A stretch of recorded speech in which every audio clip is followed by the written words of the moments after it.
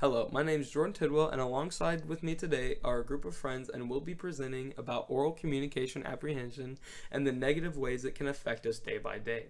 Makrowski defines oral communication apprehension as a person's level of fear or anxiety associated with any form of communication with another person.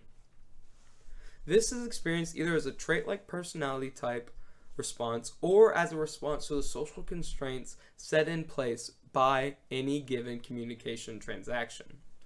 In this presentation today, we will list different ways communication apprehension affects people in this world. By the end of this speech, we are looking for anybody that watches it to have a better understanding of the negative effects of communication apprehension and how it can affect anybody in their day-to-day life. Thank you. Hey, what's going on, everybody? My name is Shalom Hunter. I'm going to be explaining to you guys the 4 different types of communication apprehension. Okay, so we're just going to jump right into it. There's trait anxiety, and what this is a personality type. People who suffer from this try to avoid exposing themselves to communication situations. It's also argued that some have a higher vulnerability factor for communication apprehension due to genetics. This is known as communibiology. This type of communication apprehension can be improved with practice and other techniques, however, will not be completely eliminated since it is inherited. Something to take in. The second type of communication apprehension is context anxiety. Excuse me. This is triggered by a specific context. This is considered a psychological response. A person can have no problem talking to a friend, but can get anxiety while talking to their class. A common example would be public speaking. This is something very common. Over 70% of students suffer from a certain level of communication apprehension triggered by public speaking. Another example of this would be small group discussions, meetings, and again, speaking to a class of people. The third is audience anxiety.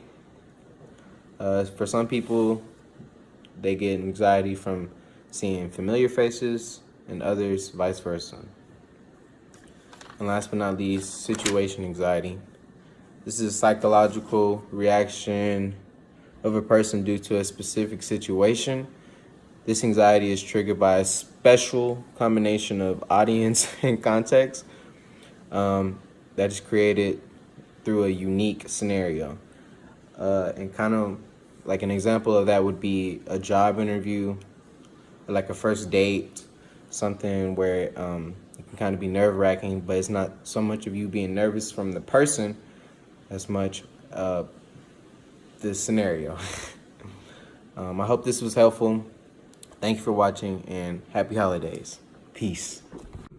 Computers and Human Behavior references a study that indicated that whether someone has a low or high level of apprehension in regard to communication, they do still have that need and desire to communicate with others.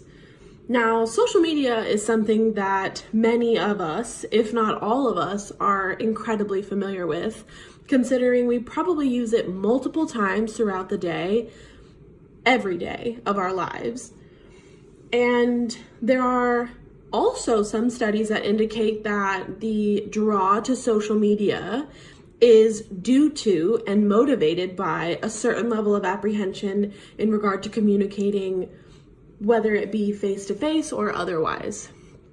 So social media provides that level of anonymity, as well as you have the choice as to whether or not you want to communicate in a text-based format or via video or whatever have you. So it's not incredibly surprising that those who experience higher levels of communication apprehension tend to be drawn to social media. This allows for the desired level of communication that we all seek and need throughout our lives without triggering that specific level of apprehension. Many people with communication apprehension wish to find ways to cope with it. The first way to cope with communication apprehension is to practice. You can practice speaking in front of your family, your friends, or even a small group of strangers. Another way to cope with it is to take classes if you're a college student. Communication classes will force you to publicly speak in front of your classmates, and so it's not huge groups of audiences, but it is still an audience. The third way to cope with it is to be organized. Being organized is very important because if you already have an outline for your speech, you will have ideas that will flow easier and you will be able to speak easier and you won't get lost. The fourth way to cope with communication apprehension is to just think positively. After all, communication apprehension starts in your mind, so if you can just find ways to think positively about it, then you will have a positive outcome with your public speaking and improve it. Overall, we talked about communication apprehension and its effects on today's communication skills. The topics covered include the types of communication apprehension, social media's effects on it, as well as how to cope with it. Since communication apprehension has become more prevalent today, people need to learn exactly what it is and how to deal with it.